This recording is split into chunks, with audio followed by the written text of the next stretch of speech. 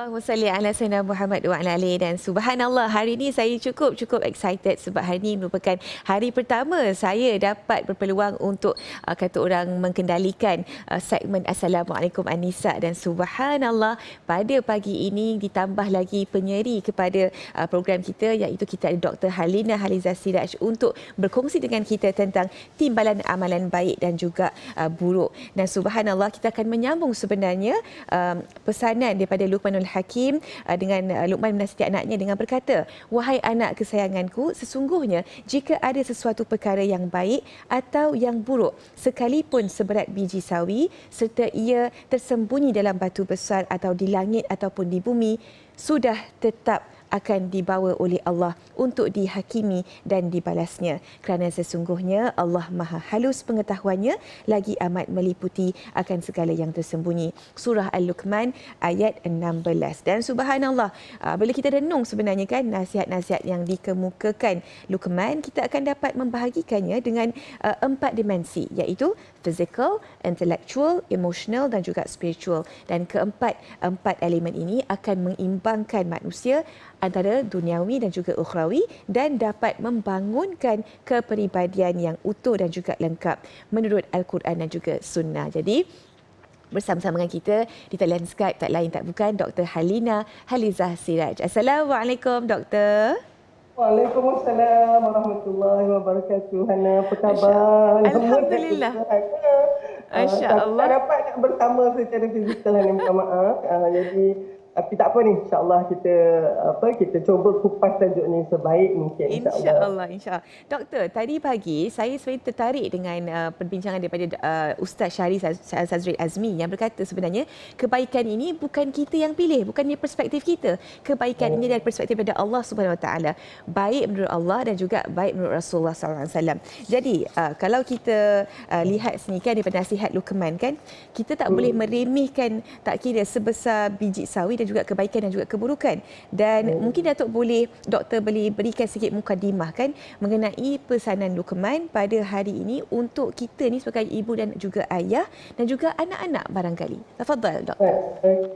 Ana, kalau kita lihat dalam surah Luqman ini, khususnya dari sudut pesanan-pesanannya kan, dia memberikan satu garis panduan yang sangat jelas tentang bagaimana anak-anak kita itu harus kita didik secara holistik, dan yang paling penting adalah dalam konteks hubungan dia dengan Allah Subhanahu Wa Taala kan. Yang mula-mula tu la tusyrik billah, jadi daripada situ kita lihat adanya kasih sayang terhadap ibu bapa, walaupun ibu bapa tu mengajak kepada yang mungkar contohnya, macam cara kita nak mengendalikan tersebut dan seterusnya. Pada ayat 16 ini dinyatakan tentang bagaimana anak-anak kita itu harus sentiasa God conscious, maknanya sentiasa orang kata sedar bahawa segala amalan ini akan diperhitungkan, maknanya baik yang baik atau yang buruk, sekecil mana pun dia, ianya tidak akan terlepas daripada perhitungan Allah Subhanahu Wa Taala.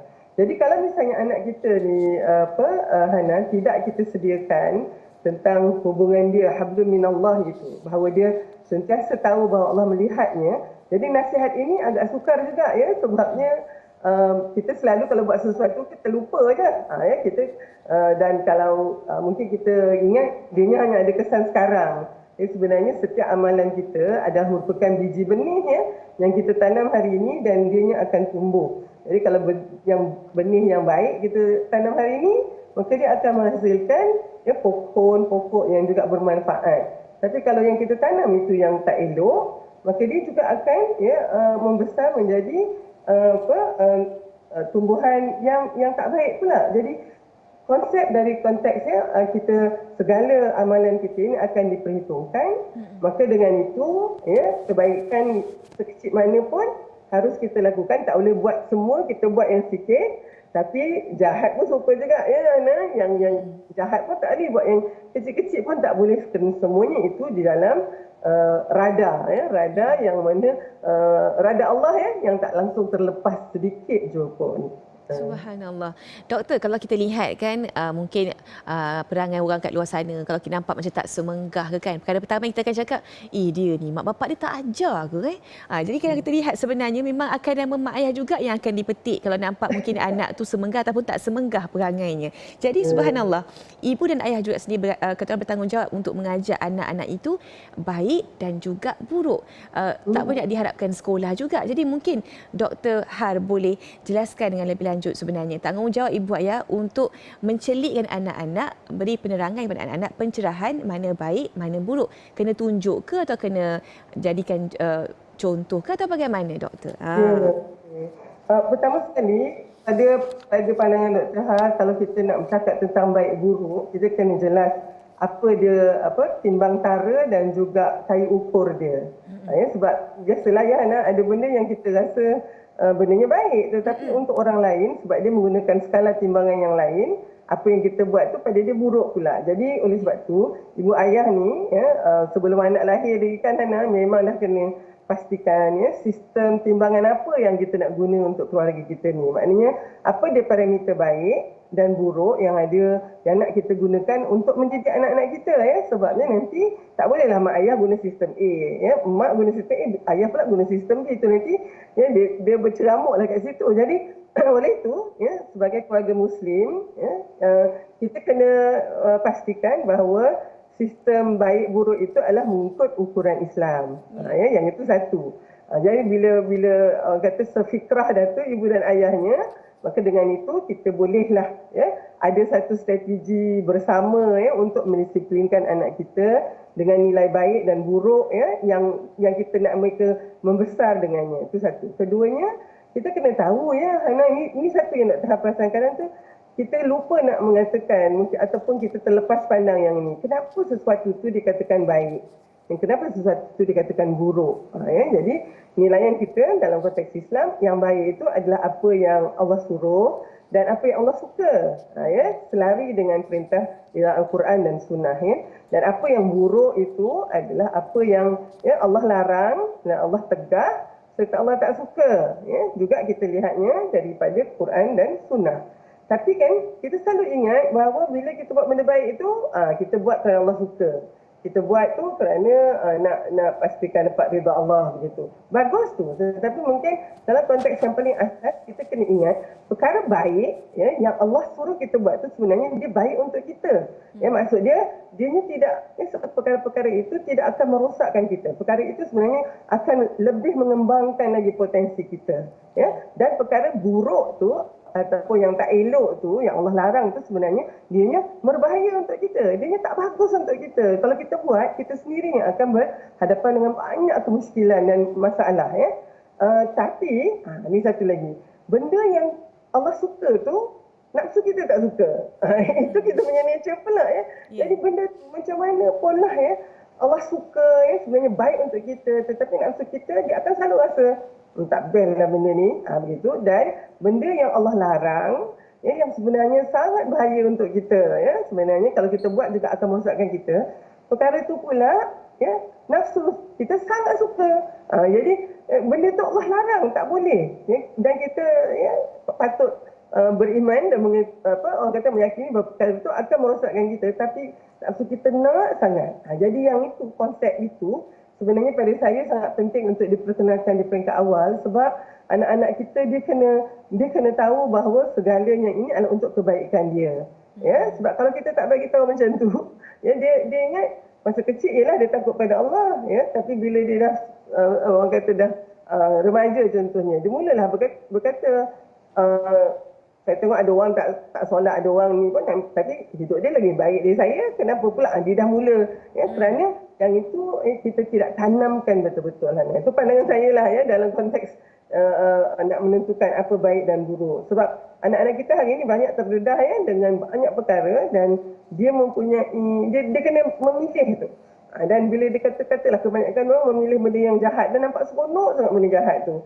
Tapi sebenarnya tak boleh pula. Jadi dia kena kena diletakkan asas tersebut untuk membantu dia membuat keputusan. Subhanallah. Doktor, tapi kalau kita lihat kan sekarang ini kan kita selalu rasa apakah metod ataupun approach terbaik untuk kita menjelaskan kepada anak-anak yang baik ataupun buruk. Sebab orang selalu cakap kepimpinan melalui tauladan. Tak guna kita duk cakap kita sendiri tak buat. Anak dia akan tengok apa yang kita buat. Jadi sebenarnya mana lebih efektif sebenarnya? Adakah kita perlu bercakap mengingatkan anak kita dengan verbal atau kita tunjukkan anak kita contoh melalui perbuatan fizikal kita? Pandangan Dr. Har.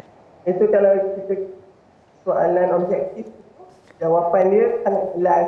Maksudnya dia memang kena ditunjukkan dengan akhlak kita. Sebabnya kita boleh cakap dalam satu quote, tapi bila anak kita tak lihat diri, dia tidak akan dapat memberikan tempat. Kan? Tetaplah sampai habis hari. Tetapi anak kita tak lihat itu, pastinya kita akan sebab itu pada saya amal itu anak-anak kita membesar dia. Kalau ibu dan ayah dia menjadi kebiasaan untuk sentiasa membuat kebaikan, rebut-rebut melakukan kebaikan, anak kita menjadi satu kebiasaan. Apa yang baik tu sepatutnya budaya dalam hidup dia. Tapi kalau sebalik itu juga anak, sangat ya kalau kita nak orang kata nak tentu dia ada rebut dia dan orang kata yang paling penting adalah dari sudut contoh teladan. Sebab itu ada kita ingat Rasulullah SAW berpesan tidak ada hadiah yang terbaik, pemberian terbaik daripada orang tua itu kepada anaknya melainkan pendidikan adab dan akhlak yang tinggi nilai dia. Jadi oleh sebab tu kita tahu ianya bermula dengan kita. Tetapi Hana, kadang bila bercakap macam ni saya ingatkan diri saya, kita ni manusia biasa. Kita ada kekurangan, kita ada kelemahan. Bukanlah sempurna, kita baik. Ada masa kita tak elok juga. Jadi anak-anak kita juga kena melihat bahawa manusia, ibu dan ayahnya juga manusia. Jadi oleh sebab kalau kita melakukan kesilapan, apa yang harus kita buat? Itu juga dia harus lihat. Macam ibu dan ayahnya kan, kalau buat kesilapan terhadap satu sama lain, kita minta maaf, minta bantuan, the word please, I'm sorry gitu tu kan, kerana dia biasakan daripada awal, tentu sekali ianya datang daripada didikan ibu dan ayahnya juga anak. Subhanallah kan. Betul lah, kita sebagai ibu bapa memang kita kena sentiasa berlumba-lumba fastabiqul khairat dalam melakukan kebaikan. Jadi anak duk tengok, oh mak ayah kita ni asyik duk sibuk dengan melakukan kebaikan, mereka insya-Allah mereka juga akan menjejaki langkah kita. Subhanallah. Baiklah, ada banyak sebenarnya soalan nak diutarakan kepada Dr. Har ketika dan saat ini, tetapi kita tak banyak masa nak bagi ruang kepada Dr. Har untuk berhenti rehat seketika dahulu, bagi minum kopi dulu. Jadi anda jangan ke mana-mana. Selepas ini kita akan menyambung Assalamualaikum An-Nisa di Assalamualaikum. Jangan ke mana selepas ini insya-Allah. Allahumma salli ala sayyidina Muhammad wa ala alihi. Alhamdulillah, kembali lagi dalam Assalamualaikum An-Nisa dan kita masih lagi menyambung perbincangan kita mengenai timbangan amalan baik versus buruk, mengambil iktibar daripada surah Luqman ayat 16. Dan subhanallah, kita masih lagi bersama-sama dengan perunding motivasi dan juga pengasas Akademi Dr. Har, Datuk Dr. Halina Halizah Siraj. Doktor, kalau kita lihat kan, Luqman ini adalah seorang lelaki yang hakim, yakni yang bijaksana, orang yang diberikan hikmah dan kebijaksanaan oleh Allah Subhanahu Wa Taala, dan kebijaksanaannya itu digunakan ke jalan Allah Subhanahu Wa Taala, mengajar anaknya mengenal agama Allah Subhanahu Wa Taala. Dan kalau kita lihat kan, era ni kan, mak ayah semuanya bijak-bijak belaka, ada masters, ada PhD, kerja hebat-hebat, entrepreneur berjaya dan sebagainya. Namun sayangnya tak semua yang mempunyai hikmah tersebut dan tak semua menggunakan untuk membawa anak dan juga keluarga mereka ke jalan Allah Subhanahu Wa Taala. Sayang sekali. Lagi-lagi ada kaedah digital sekarang ini kan, banyak cabaran dia, banyak kata orang dugaannya di media sosial lagi lah kan. Jadi mungkinlah nak dengar sendiri pandangan daripada Datuk Dr. Har mengenai isu ini. Hana, saya rasa bila pernah bagi kat saya soalan-soalan tu kan, saya rasa soalan ni yang paling penting untuk kita tackle. Dan kalau kita lihat soalan Hana tadi, mak ayah kemarin lagi dah ya dengan masa PhD dia kan, dengan mungkin kedudukan, jawatan. Tapi anak-anak itu seolah-olah ya tidak dapat kita bentuk sebagaimana yang kita harapkan ya. Dan mungkin dalam konteks ini melihat ke dalam apa yang dihuraikan di dalam surah Luqman ini, kita jangan lupa bahawa konteks Luqman itu menjadi seorang al-hakim atau seorang yang penuh hikmah itu adalah tahap kesyukuran dia. Ya, dia bersyukur pada Allah, dan dengan tahap kesyukuran yang tinggi itulah maka pengabdian dia kepada Allah itu menjadi semakin kukuh. Oleh sebab itu pengajaran pertama untuk anaknya adalah la tusyrik billah. Tapi pergi situ juga agaknya Hana, walaupun kita dah sampai kat tengah-tengah nasihat itu kan. Jadi maknanya kalau ikut sequence dia, kalau yang itu tu ya la tusyrik billah itu, jangan kamu syirik kepada Allah, kerana syirik itu adalah perbuatan yang sangat zalim itu sebenarnya yang patut mendasari setiap strategi keibubapaan kita. Ya, jadi tanpa itu Hana, jadi pandangan Dr. Hadi seolah-olah satu kapal yang tidak ada sauhnya. Jadi oleh sebab itu dia sangat mudah kalau misalnya anak kita tu lepas bebas dengan keadaan yang sekarang. Satu lagi mungkin kita katakan mendidik anak ni ibarat kata main layang-layang ya, kita tak boleh lah layang-layang tu pendek je tali dia, memang tak take off lah ya layang-layang anak kita tu. Tapi kalau bila dia sedang menerawang di angkasa tu, ruang angkasa tu, mak dengan ayah ni masih kena pegang lagi tali tu, kalau tak dia terputus dan dia akan hilang haluan. Jadi pada saya itulah dia ya, la tusyrik billah tadi tu ya, maknanya hablum minallah itu sangat penting untuk kita masukkan daripada peringkat awal lagi. Dan konteks tauhid itu, akidah itu menjadi asas ya. Kalau Dalai Lama, Hana tak tahu masukkan sikit lah apa Dalai Lama kata anak kita ni, kata dengan izin ya, you should give them wings to fly but roots, but at the same time roots juga ya, kena berikan juga kepada dia akar ya untuk dia berpaut begitu. Jadi akar itulah dia yang dari sudut akidah tauhid itu penting sebenarnya. Saya tak boleh nak cakap lah, maknanya kalau lah misalnya kita ambil sambil lewa tentang perkara ini, jadi tentu sekali kita akan berhadapan dengan banyak isu apabila anak-anak kita terpaksa membuat dia punya keputusan besar di dalam hidup dia kan.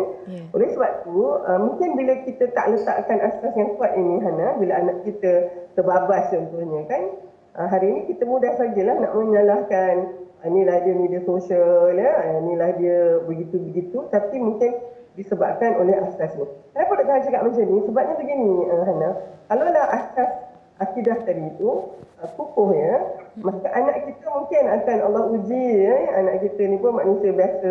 Dia mungkin ada masanya dia tu tergelincir sedikit ke, tapi kalau ada asas itu, percayalah insya-Allah anak itu akan bertemu jalan balik. Pulang balik tu, dan ketika itu pengalaman-pengalaman hidupnya itu akan menjadikan dia seorang yang lebih matang ya. Kita ni pula Hana jadi mak ayah ni, kalau boleh kan kita nak tepung anak kita tu janganlah tak nak dia buat kesilapan, tak nak dia buat tapi kita terpaksa terima hakikat bahawa sebenarnya pengalaman hidup itu yang akan memperkayakan anak-anak kita tu. Jadi kita ni memang jugalah kenalah juga lepaskan ya, tapi mudah-mudahan dengan tali tu ya, analogi tu tak tahu lah kalau sangat penting untuk kita bagi anak kita ya sayap untuk terbang setinggi yang dia boleh, tetapi dia sentiasa ada akar untuk dia ya, pokok akidah itu untuk dia datang balik bertinggik itu ya, untuk taklah terbang sepanjang masa kan. Jadi ikatan itu sangat-sangat penting. Betul. Subhanallah. Tadi pada sesi pertama dan kini sesi kedua Dr. Har sangat-sangat menekankan kita kena ada fondasi akidah ataupun tauhid yang betul, yang kata orang yang kuat. Dan kalau kita lihat sekarang ini, kebanyakan anak-anak mereka ni buat sebab mereka ni takut dengan mak ayah, bukan takut dengan Allah, bukannya malu dengan Rasulullah. Jadi sebenarnya macam manakah approach terbaik untuk kita bagi tahu kita buat ni sebab kita takut dengan Allah, bukan takut dengan mak ayah tau, bukan takut dengan umi dengan abah tau. Macam mana kita nak kata orang beri penerangan, pencerahan yang terbaik untuk anak-anak bab-bab itu. Hana, Dr. Har, ini kan bercakap pasal mak bapak, kan ibu bapak ni nanti Dr. Har buat refleksi sendiri, aku buat tak mendidik anak. Kita risau juga.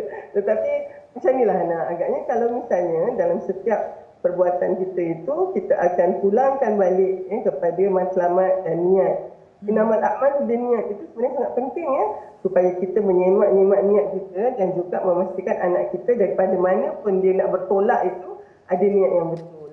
Itulah pagi tadi kita kejut anak kita nak untuk dia solat ataupun untuk dia nak pergi sekolah. Apa agaknya yang kita nyatakan kat situ, kenapa yang kita kena bangun dan solat tu kan? Jadi mungkin yang strategi saya selalu kalau kejut tu saya akan kata bangun solat kan, kita nak kena terima kasih kat Allah ni, Allah dah bagi kita tidur yang nyenyak bagi kita kesihatan, so kita kena solat 2 rakaat aja untuk kata thank you Allah. Jadi mungkin dengan itu utamanya kalau kita membiasakan budaya berterima kasih tadi mensyukuri itu kan, kalau kita tengok kan kita ni berterima kasih pada Allah tu mensyukuri nikmat Allah tu satu penghargaan kan, kita menghargai dia dan sekiranya hidup kita penuh dengan rasa syukur, jadi kita sebenarnya meletakkan satu asas bahawa Allah lah yang mencukupkan segala keperluan kita. Jadinya oleh sebab tu kita kena berterima kasih dengan Allah. Di sekolah pun nanti kerana kita nak tuntut ilmu supaya kita akan dapat memajukan diri kita jadi hamba Allah yang lebih baik, menjadi khalifah Allah yang lebih baik begitu. Kalau itulah menjadi satu asas, anak kita kan dia akan melakukan perkara itu dengan niat yang betul dan semangat dia pun lain kan dibandingkan dengan hanya takut kerana mak ayah, hanya takut kerana nanti kena denda contohnya dengan dan seolah-olah agama ini akhirnya mereka akan merasa sangat menyokong dan sangat mengekang, tak seronok lah tak semuanya sebab tak boleh dia tak enjoy doing it. Dan sebab mereka kita tahu kan kalau misalnya kita berterima kasih kepada Allah akan tambahkan lagi kan? Jadi bila dia sendiri experience macam tu kan, jadi dia solat kali ni kita mungkin tak perlu suruh dah dia dah datang sendiri. Tetapi benda tu mungkin Dr. Har rasa itu 180 darjah mungkin daripada amalan kebiasaan kita guna strategi menakut-takutkan, memalu-malukan, mengancam gitu tu. Itu sebenarnya dia tak sync dengan fitrah manusia ni. Dia sebenarnya lebih mematikan lagi sebenarnya. Tapi kalau untuk menghidupkan lagi adalah dengan memberikan satu something to look forward to kan, sesuatu yang dia hari ini dia dah solat, dia dah syukur pada Allah, mudah-mudahan nanti urusan dia dekat sekolah ke apa akan mudah. Betul nanti bila katalah betul-betul mudah dia ingat balik. Hari tadi sebab saya solat pagi tadi kan, saya minta kan saya dah baca Quran dengan baik. Jadi itu asas pertama. Kita biasalah agaknya Hana, kita kena ada juga carrot dan juga stick. Tapi agaknya kan kita banyak guna kayu tu, kita tak banyak guna carrot. Dan dalam konteks ni juga biasalah Hana, kita tak boleh terlebih juga maknanya kita berterima kasih, kita puji dia, tapi janganlah puji dia sangat pun sampai dia tak apa kita puji, yang tu pun dia tahu juga ini dah fake pula dah.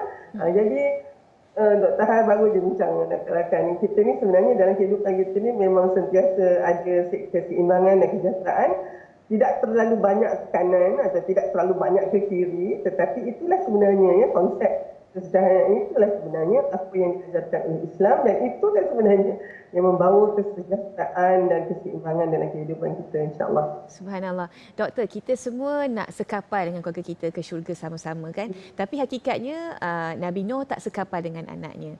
Nabi Lut juga tak dapat bawa anaknya. Dan iman itu hakikatnya tak dapat diwarisi kan?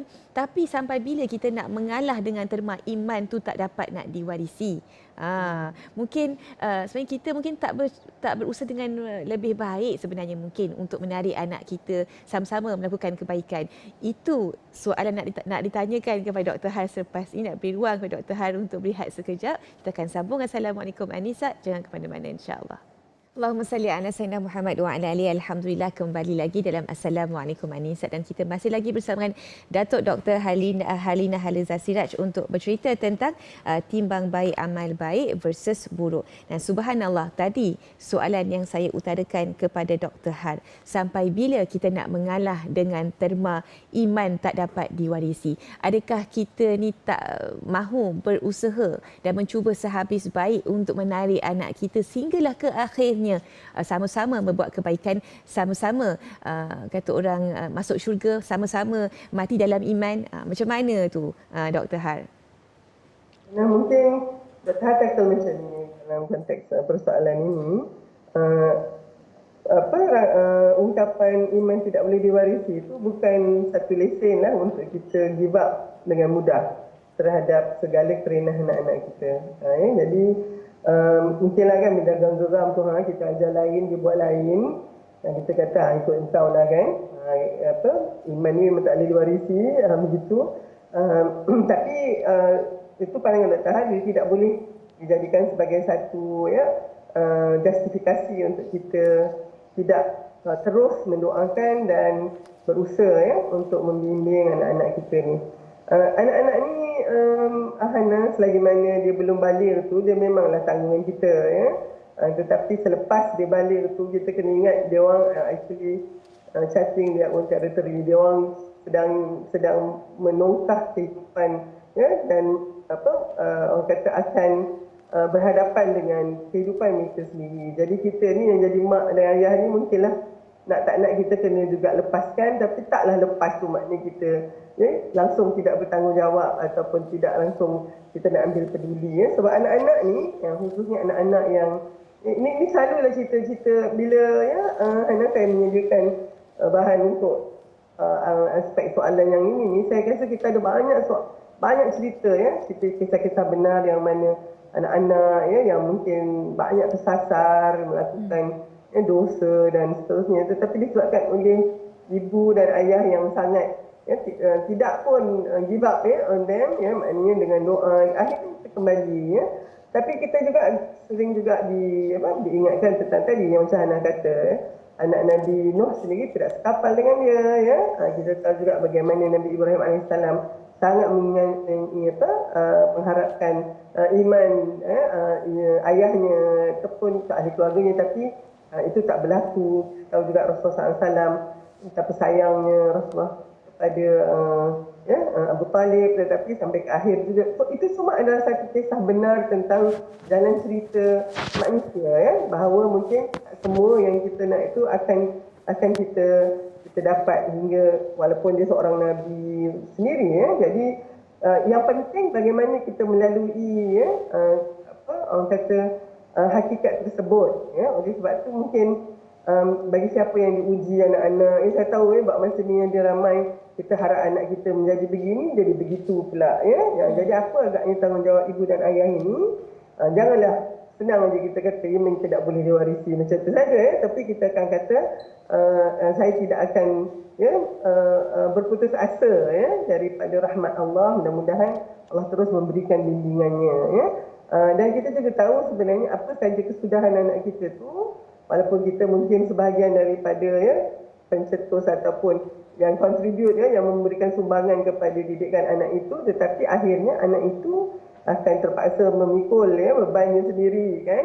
Jadi sebab tu saya kira semua ini akhirnya itu sebabnya kalau kita lihat hadis Rasulullah SAW mengatakan ajaib urusannya, ajabal amri mukmin, ajaib urusan orang beriman ini semuanya baik kerana iman dia tu. Kalau dia diberikan nikmat, dia syukur dan itu baik untuk dia. Tapi kalau diberi ujian, musibah, dia sabar, itu tak baik untuknya. Jadi mungkin antara kita ni Allah berikan ujiannya tu dalam konteks itu.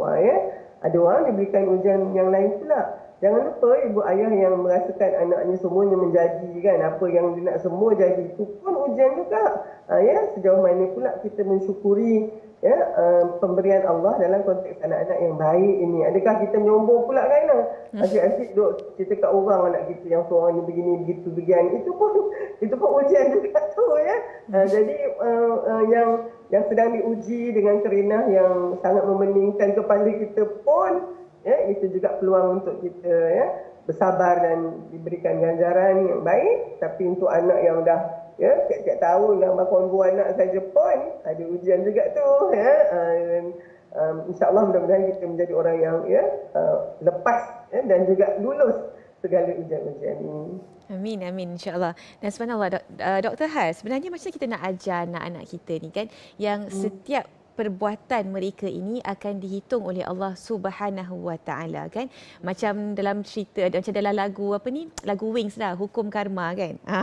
Buat baik dibalas baik, buat jahat akan dibalas dengan keburukan. Tak kira cepat ataupun lambat akan dapat balasannya.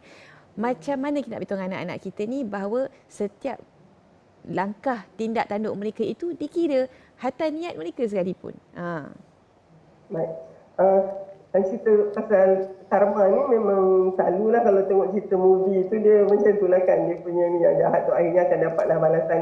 Walaupun mula-mula tu nampak macam dia lah yang memiliki segala-galanya. Ya. Tetapi sekarang ni mungkin kita tengok ramai sangat pula yang emphasisnya adalah kalau jahat pun ya, akhirnya dibalas pun dan tidaknya dia dah seronok dah kan. Jadi mungkin kalau kita berfikir secara pendek je cukuplah yang itu kan. Tapi itu tadi saya kira memang betul benda yang baik dibalaslah dengan baik. Tapi kalau yang tak elok tu nanti lambat laun akan dibalas juga. Tetapi kita dalam konteks ini Dr. Han mungkin nak tambahkan lagi di situ balik kepada yang asas tadi. Siapa yang menentukan ya baik dan buruk itu? Siapa pula yang menentukan yang baik itu akan dibalas baik dan yang buruk diambil balas buruk? Dan pada pandangan Dr. Han sangat penting untuk kita extend yang ini tentang pembalasan itu bukan hanya di dunia sahaja, ya, tetapi juga kehidupan kita di akhirat. Oleh sebab itu kan dalam nak memilih ya, Dr. Han cakap tentang keseimbangan matlamat adalah sebahagian daripada keseimbangan hidup kita ya. Untuk kita yang beriman ini, yang tahu adanya hari kiamat itu, beriman dengan hari kiamat, kita kena instil atau pastikan anak-anak kita dapat menerima hakikat bahawa segala perbuatannya di atas dunia ini akan ada implikasinya di akhirat nanti. Sekecil mana pun.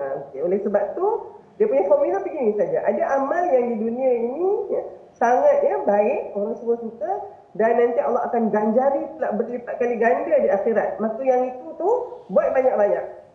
Dan kita sebagai ibu bapa pun kena buatlah banyak benda tu supaya dilihat. Memang ini benda yang kita menjadi kebiasaan dalam keluarga ini. Tapi ada satu lagi, perbuatan yang di dunia ni pun beroleh orang kata balasan buruk ataupun kalau ada perundangan didapati bersalah maka dihukum. Nanti di akhirat pun juga dimasukkan ke dalam balasan yang azab yang pedih. Itu jangan buat. Jangan sekali-kali buat. Walaupun mungkin nampak macam seronok ke apa, jangan buat yang itu. Ada dua lagi Satu tu perbuatan yang mungkin di dunia ni seronok buatnya, tapi di akhirat tak ada nilai langsung. Konsep benda yang lara itu sangat penting Sebab pada pandangan saya kalau anak-anak kita tak tahu ada satu kategori perbuatan yang dinamakan lara, dia banyak buat benda ni tapi tak ada nilai langsung dekat akhirat Dan kalau terlalu banyak pula benda lara ni boleh jatuh pula kepada perkara yang tak elok pula kan. Yang ini buat sekali-sekala saja tapi tak boleh buat selalu. Ada satu lagi ni Hana, perbuatan yang tak ada siapa pun yang tahu, tak ada siapa pun mungkin sebab dah tak tahu tu orang tak highlight lah kan, tak jadi viral lah kan, tapi sangat tinggi penilaiannya di sisi Allah, yang itu kena buat.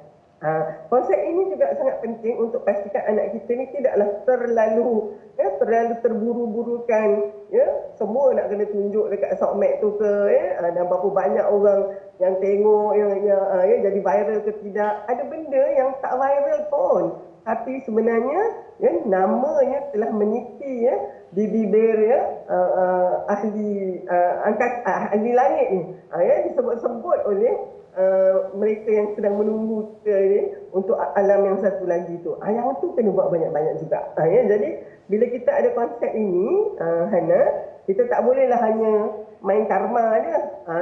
Dia kena ada, it goes back to iman jugalah kan. Balik juga kepada percaya tentang qada dan qadar Allah, percaya dengan adanya hari kiamat dan benda-benda yang gaib itu So rukun iman tu memang solid lah agaknya bukan agaknya, memang itulah sebenarnya asas yang akan menjadikan anak kita dan kita juga menjadi keluarga yang diridai Allah tu, insya-Allah. Masya-Allah. Doktor, kita ada satu soalan daripada pengguna Facebook kita daripada baik. Puan Hajah Ramnah Haji Rahmat yang memang sentiasa mengikuti setia rancangan kita di Assalamualaikum. Assalam doktor, semua ibu bapa inginkan kejayaan anak-anak fi dunia wal akhirah. Bagaimana nak menangani anak-anak yang menyalahkan ibu ayah disebabkan pilihan ibu ayah dalam menentukan mungkin kehidupan, pembelajaran yang tak sesuai dengan kehendak dia ataupun masa depan mereka. Jadi mungkin Dr. Har ada pencerahan mengenai persoalan ini. Tafadhal. Okey, saya rasa dalam konteks ini memang ada kalanya ibu ayah ini pilihannya mungkin bukan yang terbaik contohnya, dan anak-anak kita terutama ni kalau yang terkesan itu adalah masa depan dia, maka di situ saya kira lah sebagai ibu ayah kita pun terpaksa mengakui dan kalau anak-anak kita menyalahkan kita balik tu, saya harap ini berlaku dalam bentuk yang masih lagi dalam suasana yang hormat, santun. Sebagaimana juga surah Luqman ini kan, kalau tak setuju dengan mak ayah itu, kita kena terus bergaul dengan mereka dengan baik. Dan anak-anak kita mudah-mudahan masih lagi mengikuti landasan tersebut, walaupun dia rasa marah dengan kita. Ramai antara kita ni yang puas hati dengan mak ayah kan. Jadi oleh sebab tu kita pula sebagai ibu ayah memang kena ambil lah tanggungjawab di atas pilihan yang mungkin tak berapa tepat tu, tetapi ke depan itu adalah bagaimana kita nak sama ada control the damage supaya tidaklah yang retak tu menjadi belah ataupun kita kenalah memberikan komitmen sama juga bahawa kita sebenarnya niat kita hasrat kita bukanlah nak dianya orang kata hidup dia sengsara, tetapi akhirnya begini jadinya. Saya kira kita kena ambil tanggungjawab juga lah. Janganlah pula kita kata kita pula melepaskan tangan. Saya rasa tak ramai ibu bapa yang begitu Tetapi dalam konteks ini, Hana, saya hujung minggu baru ni saya ada memberi satu input kepada antenatal class sama ayah yang baru nak dapat anak sulung ni kan. Ada satu kata-kata tahu Peter Krause dia cakap tentang parenthood ni. Parenthood ni adalah untuk kita membimbing generasi akan datang dan juga memaafkan generasi yang lepas. Dr. Harasa, I really blown away. Dia kata, parenthood is about guiding the next generation and forgiving the last. Saya guiding the next generation itu yang kita cakap ni kan dengan Luqman begini. Tetapi rupanya bila kita menjadi mak ayah kan, Hana, nanti insyaAllah bila Hana sendiri jadi ibu kan, rupanya kita tahu macam mana susahnya rupanya jadi mak ayah ni. Oleh sebab tu kita dengan mudah memaafkan mak ayah kita punya kesilapan. Tapi kita tak akan mungkin buat begitu selagi kita sendiri belum jadi ibu dan ayah. Jadi mungkin itu menjadikan, mak ayah ni kan Hana, ni mungkin kalau Dr. Har boleh nak simpulkan, kita tak pilih tahu mak ayah kita. Kan Hana, ini bukan satu yang kita nak boleh pilih tudung warna apa hari ini, baju warna apa kan kita model apa. Kita tak boleh pilih mak ayah kita. Allah tentukan itulah mak ayah kita. Kalau kita boleh pilih agaknya kita pilih yang lain lah kan. Tapi yang ini mak ayah kita. Dan oleh sebab tu mak ayah kita pula memilih untuk adik kita ni lahirlah kita dan akhirnya mereka membesarkan kita. Oleh sebab tu agaknya kan hanya apabila kita menjadi seorang ibu dan ayah sendirilah baru kita tahu cabaran itu bukannya mudah untuk membesarkan anak-anak. Daripada perempuan yang membesarkan anak-anak yang dah ramai Tuhan dan semuanya berjaya, Masya Allah, mudah-mudahan Allah beri ganjaran yang terbaik dan mudah-mudahan bolehlah pula berkongsi ilmu tu dengan orang lain, khususnya dengan anak-anak kita yang sekarang pula dah jadi mak ayah juga kan. Allahu a'lam. Masya-Allah, moga Allah memberi kekuatan dan juga kesabaran dan juga hikmah kepada semua mak ayah dekat luar sana dalam mendidik anak-anak mereka, insya-Allah. Jazakumullah khair jazak kepada Datuk Dr. Halina Haliza Siaj atas perkongsian yang begitu masya-Allah, sangat seronok dapat kata orang satu skrin dengan Dr. Har walaupun daripada Skype saja. Kita kan insya-Allah berjodoh, kita jumpa lagi insya-Allah. Terima kasih banyak-banyak Dr. Har. Kita nak berhenti rehat seketika, kembali lagi selepas ini dalam Assalamualaikum. Anda jangan pergi mana-mana, okey?